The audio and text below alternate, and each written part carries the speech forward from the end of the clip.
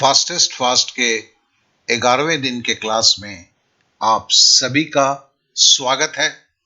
आज हम घातांक के नियम या रूल्स ऑफ इंडिसेस के बारे में सीखेंगे। देखिए, ये केवल 6 ही तो नियम हैं, बहुत ज्यादा असुविधाजनक नहीं है। केवल 10 मिनट लगते हैं। 10 मिनट में आप घातांक के सारे नियमों को सीखकर आप गणित में घातांक संबंधी जितने भी प्रॉब्लम्स होते हैं उसे बहुत ही आसानी से कर पाएंगे। तो इस विश्वास के साथ आपका केवल मैं 10 मिनट लूंगा, तो आइए क्लास शुरू करते हैं। कोई भी सपना साकार करने के लिए सबसे जरूरी है सही कोच का होना। चुनिए डीडी क्लासेस को और करें अपने बेसिक मैथ्स कोर्सेज का सपना साकार। Download the app now. आइए पहले घातांक क्या है, करनी क्या है, परिमेय संख्या किसे कहते हैं, अपरिमेय संख्या किसे कहते हैं, इसे अगले आधे मिनट से 1 मिनट के अंदर में जान लेते हैं। तो देखिए, घात क्या है। घात का मतलब होता है किसी संख्या को बार बार गुना करने की प्रक्रिया। जैसे हम 3 को बार बार गुना कर रहे हैं तो इसे हम क्या लिखेंगे, 3 को हमने 5 बार गुना किया, 3 टू द पावर 5, इसको हम बेस कहते हैं। और जो है ये पावर जो लाल रंग में है उसे हम एक्सपोनेंट या घातांक कहते हैं। अब सवाल उठता है, करनी क्या है। फिर संख्या के मूल को पता करने की प्रक्रिया को करनी कहते हैं, सर्च कहते हैं। जैसे समझ लीजिए कि अगर √9 है, मतलब 9 का वर्गमूल में हम पूछ रहे हैं, तो इसका कहने का मतलब है इसका मूल क्या है, कैसे 9 बना है। तो 3 को देखिए 2 बार गुणा करके 9 बनता है। इसी तरह अगर हम 4 का वर्गमूल पूछते हैं तो कहने का मतलब है 2 को 2 बार गुणा करने से 4 बनता है।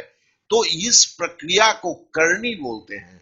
और यहां से दो तरह के संख्याएं आते हैं, जैसे परिमेय रेशनल, जो संपूर्ण संख्या है, ये संपूर्ण रूप से कटता है, ये संपूर्ण संख्या है। उसी तरह अगर मैं √2 की बात करूं, 1.414 है, ये अनंत संख्या है, कभी कटती नहीं है।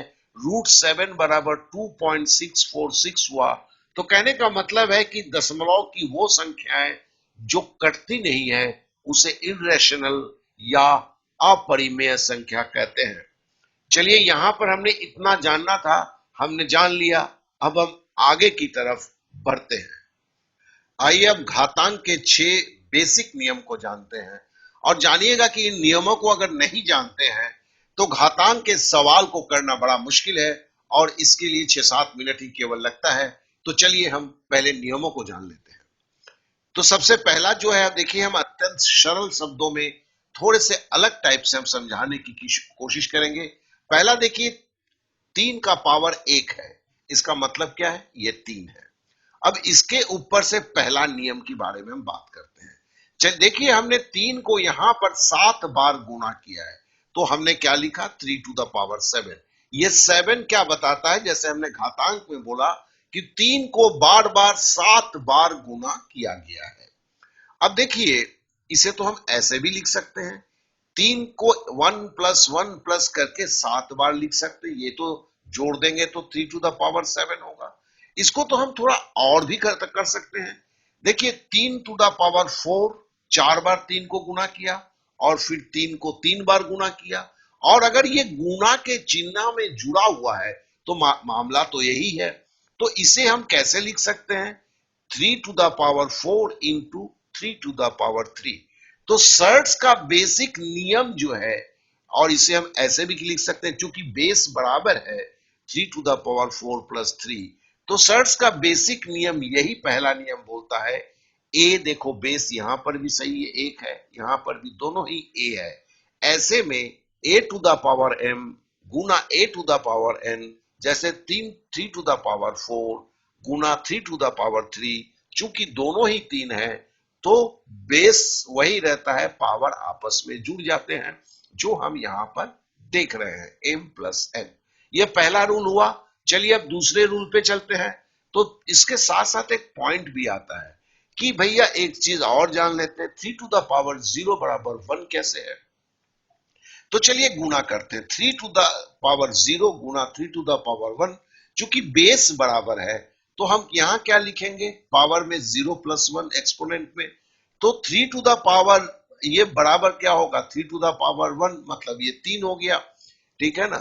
अब हम 3 to the power 0 into 3 to the power 1, इसका मतलब क्या है, ये तो फिर 3 ही है ना, तो 1 गुणे 3, 3 एक कम 3, एक ही परिस्थिति बनती है, 3 के सामने 1 लगाकर।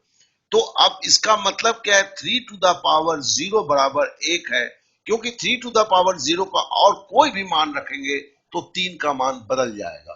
तो इस तरह से ये प्रमाणित होता है 3 to the power 0 is equal to 1 होता है। अब चलिए दूसरे नियम पे आते हैं। दूसरा नियम, जैसे 6 का हमने क्यूब लिखा, मतलब हुआ 6 गुना 6 गुना 6 बराबर हुआ आपका 216।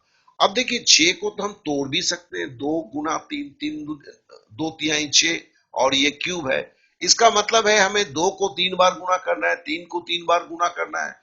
अब देखिए 2 को 3 बार गुना किए तो 2 दूनी 4, 4 दूनी 8, 3 को 3 बार गुना किए 3 तिहाई 9, 3 9 तिहाई 27, 8 को 27 से गुना किया तो ये भी 216 हुआ। तो कहने का मतलब इसमें और इसमें कोई अंतर नहीं है। तो हमारा रूल नंबर 2 होता है a गुने b to the power m जो है ये बराबर होगा a to the power m गुने b to the power m। आशा करते हैं ये समझ गए रूल नंबर 2। आइए अब रूल नंबर 3 पे आते हैं। अब रूल नंबर 3 में बोला गया है, अब देखो 3 टू द पावर 7 बटे 3 टू द पावर 4, इसे तो हम ऐसे भी लिख सकते हैं, 3 को 7 बार गुना किया, नीचे 3 टू द पावर 4 है, 3 को 4 बार गुना किया। अब इसको काटते हैं तो क्या होता है, हमें 3 को 3 बार गुना मतलब 3 टू द पावर 3 हमें पता मिलता है। इसको हम तो ऐसे भी लिख सकते हैं 3 टू द पावर 7, चूंकि बेस बराबर है और 3 का क्यूब मिलता है तो हम लिख सकते हैं 7 माइनस 4, यही तो घटना यहाँ पे हो रहा है। और इसके बराबर अगर इसको फॉर्मूला में बोलते हैं तो a to the power m, देखिए 3 के जगह हमने a ले लिया, 7 के जगह पे हमने m ले लिया, a के जगह पे हमने a लिया, 3 के जगह पे, 4 के जगह पे n लिया, तो इससे हम क्या लिख सकते, a to the power m minus 1। लेकिन देखिए यहां पर एक पॉइंट भी हमें मिलता है। पॉइंट क्या मिलता है, देखिए जरा यहाँ पर 3 टू द पावर 7 को हम हटा देते हैं, यहाँ 1 लिखते हैं, 1 टू द पावर 1 बटे 3 बटे 4 बराबर क्या होगा, 1 बटे 3 बटे 4 बराबर देखो 3 टू द पावर माइनस 4। देखो यही तो 3 बटे 4 जो है यही तो माइनस 4 करके आया ना। तो इसका मतलब क्या है, 3 का पावर अगर माइनस में होता है तो ये बटे में चला जाता है। ये बहुत ही महत्वपूर्ण पॉइंट है, इसे जरूर याद रखेंगे। चलिए अब अगले पॉइंट पे चलते हैं। अब रूल नंबर 4, अगर हम देखिए 3 का स्क्वायर किया, उसके ऊपर पावर 3 दिया, देखिए 2 और 3 ऑलमोस्ट सेम जगह पे है, इसका मतलब क्या है, 3 के स्क्वायर को 3 बार गुणा करने की बात कर रहा है, मतलब जो है 3 के पावर में जुड़ जाएंगे, ठीक है ना, सबके बेस बराबर है, तो 3 टू द पावर 6 होगा। इसे जरा ध्यान से देख कर रखें, हमने 3 के स्क्वायर का पावर जो है 3 किया हुआ था, इसका मतलब क्या हुआ, इसको हम 6 को और भी कर सकते हैं, 2 गुने 3 कर सकते हैं, ये भी 6 है, ठीक है। अब हम इसका मतलब क्या हुआ, a to the power m और बाहर में अगर n हो तो इसे हम a m गुने n, जैसे यहां पर 2 गुने 3 हमने लिखा था उसी तरह हम इसे भी लिख सकते हैं। लेकिन अब रूल नंबर 5 में बोलता है ये 3 का स्क्वायर जो है और ये 2 के ऊपर अगर क्यूब होता है, देखिए इसके पोजीशन में अंतर हो गया, ये काफी ध्यान देने वाली बात है। तो ऐसे परिस्थिति में ये बोलता है 3 का जो पावर 2 है उसे 3 बार गुणा करना है।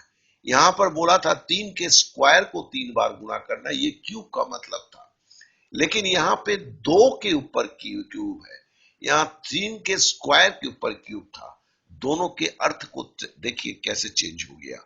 तो ये बराबर 3 टू द पावर 8 हो गया। तो नेचुरली 3 टू द पावर 8 और 3 टू द पावर 6 आपस में बराबर नहीं हो सकते हैं। तो मतलब ये जो है और ये दोनों एक चीज नहीं है, ये आपको याद रखना होगा। तो हम a to the power m to the power n अगर हम बोलते हैं, इसका मतलब होता है, सॉरी यहाँ पे a होगा, ये गलती से आ गया, a to the power m to the power n होगा।